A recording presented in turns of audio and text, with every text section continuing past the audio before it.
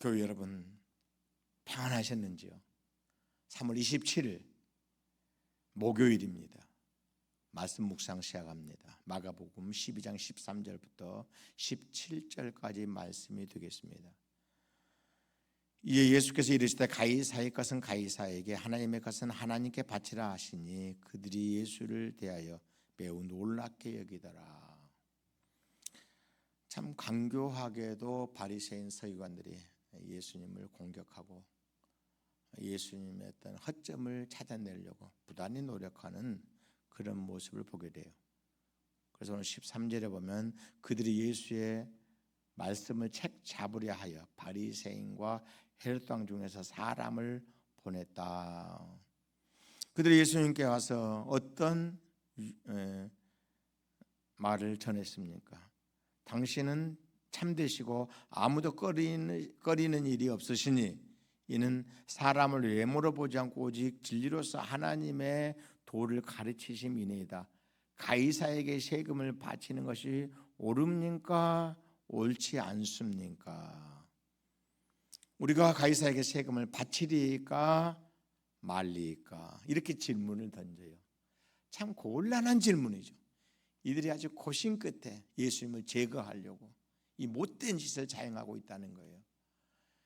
여러분, 그 당시에 로마는 유대를 식민지로 삼고 있었죠. 그래서 유대인들은 로마에게 식민지로서 늘 세금을 바쳐야 돼요. 가이사에게 합당한 세금을 바쳐야 되는 것이 그 당시 식민지 사람들의 애환이었죠. 세금을 바치지 않으면 반역자가 돼요. 그 처형을 당하고 공격을 당하게 되겠죠. 또 세금을 바치자니 마치 하나님의 외 누구도 왕으로 인정하지 않은 유대 사회 속에서 마치 신앙의 배신자가 되어버리는 묘한 그 갈등 속에 놓이게 되는 거예요. 이걸 이용하는 거예요. 과연 예수의 입에서 무슨 대답이 나올까? 가이사에게 세금을 바치는 것이 옳으니까 그름집니까? 우리가 세금을 바쳐야 됩니까? 바치지 말아야 됩니까? 대답을 하라는 거예요. 예수님 바치라 그러면 당신은 하나님을 부정하고 가이사를 왕으로 인정하는 사람이다라고 예수님을 공격하게 될 거죠. 바치지 말라 그러면 어떤 결과가 오겠습니까? 식민지 사람들로서 가이사를 대적했으니 반역자가 되어서 또 체포되어 사형을 당하는, 죽임을 당하는 그런 상황이 될 거예요. 여러분 뭐라고 대답을 하시겠어요? 여러분 같으면. 예수님이 참 지혜롭게 말씀하세요. 동전 하나를 갖고 오라. 그 당시 로마 동전을 사람들이 가져와세요. 여기에 있는 화상이 누구의 화상이에요? 가이사의 얼굴 아닙니까? 자, 대답을 했습니다. 가이사의 것은 가이사에게, 하나님 것은 하나님께 바치라. 물론 세상에 가이사 것이 어디 있겠어요? 다 하나님의 것이죠. 만유가 하나님의 소유인데 주님이 그렇게 말씀하신 것은 어떤 영역 주권이라고 그러죠. 여러분, 그 아브라함 카이퍼라는 화란 네덜란드의 유명한 신학자가 있었죠. 그분이 영역 주권을 주장을 해요. 모든 영역의 주인은 하나님이라는 거예요. 그래서 모든 영역에서 하나님의 영광을 드러내고 하나님의 주권이 실현돼야 된다. 또 영역 종속주의가 있죠. 이건 상당히 문제가 있어요.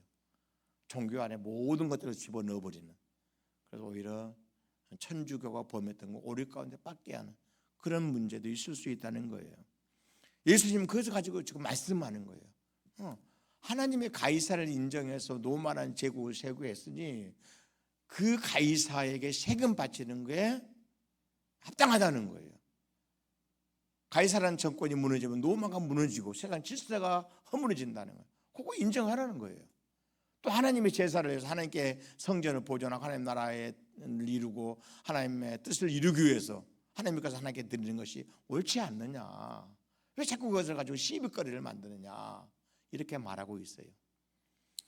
여러분, 우리가 현실적으로 우리나라에서도 지금 많은 어려움이 생기지 않습니까? 정부 영역에서 또 사법제도 속에서 하나님의 정력 주권이 나타나야 돼요. 하나님의 뜻이 실현돼야 돼요. 거기서도 하나님의 나라가 형성돼야 돼요. 즉 하나님의 통치가 정치 영역에서 사법제도 속에 꼭 실현돼야 옳다는 거예요. 그렇지 못하는 거예요. 왜? 신실한 크리스찬이 없기 때문에.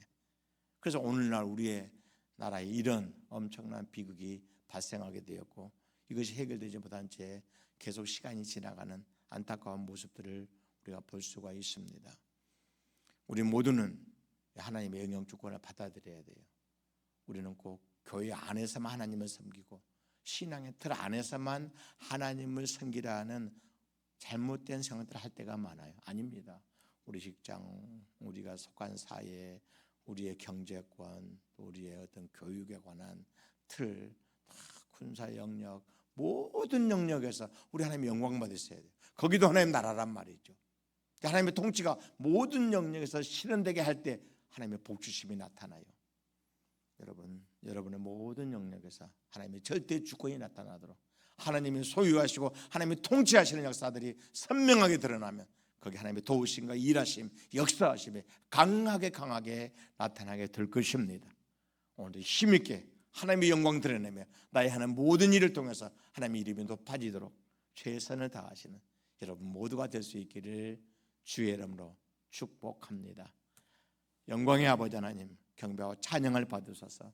만유가 당신에게 속해 있고 우리 자신의 모든 소유권이 하나님께 있으며 내 삶의 하루하루 모든 삶이 하나님의 통치 안에 있음을 깨닫게 하옵소서. 그리고 하나님의 통치를 온전히 받아들여 내 안에 하나님의 나라가 실현될 때 나의 모든 삶의 과정 속에서 하나님이 친히 만들어 가시는 우리의 삶의 영광스러움이 나타나게 될 줄로 믿습니다.